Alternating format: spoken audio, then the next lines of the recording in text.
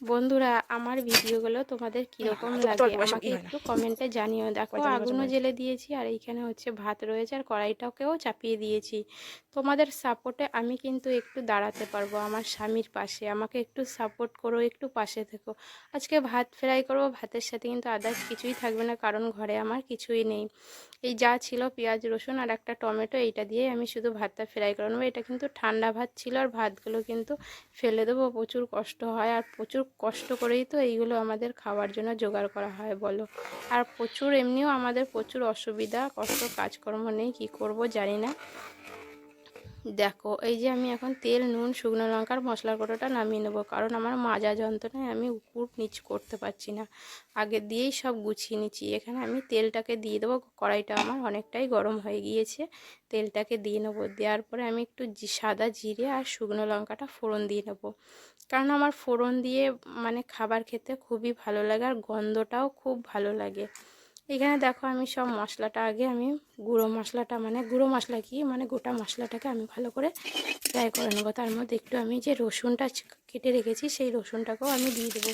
হালকা একটু ফ্রাই হলো তার মধ্যে কাঁচা লঙ্কা কুচনো আর পেঁয়াজ কুচনোটা দিয়ে দেবো।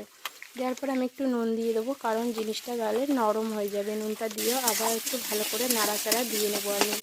নাড়াচাড়া দিয়ে নিলে তারপরে আমি একটু চিনি দেবো, যাতে টেস্টটা মানে একটু ব্যালেন্স করে।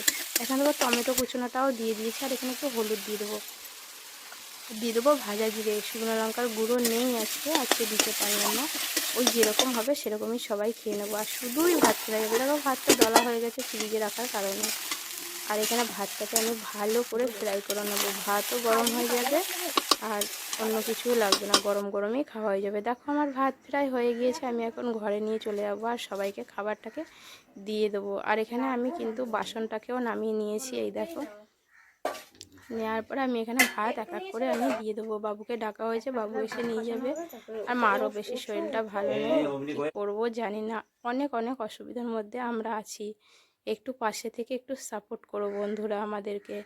আর এইখানে আমি এই যে ভাত আর সব কষিয়ে নিয়েছি আস্তে আস্তে করে। আর এদিকে বাবুকে বললাম একটু গেলাসে পানি দিয়ে দাও, বাবু গেলাসে পানি দিয়ে দিচ্ছে। এটাই আজকে আমাদের রাতের খাবার। আমাকে একটু কমেন্টে জানিও আমার ভিডিওগুলো কীরকম হয়। আবারও বলছি বন্ধুদের, আর একটু সাপোর্ট করো, একটু পাশে থেকো। এই দেখো ভাত দিয়ে দিয়েছি, বাবু নিয়ে চলে যাচ্ছে। আর এখানে আমাদেরটাও কষিয়ে নিয়েছি।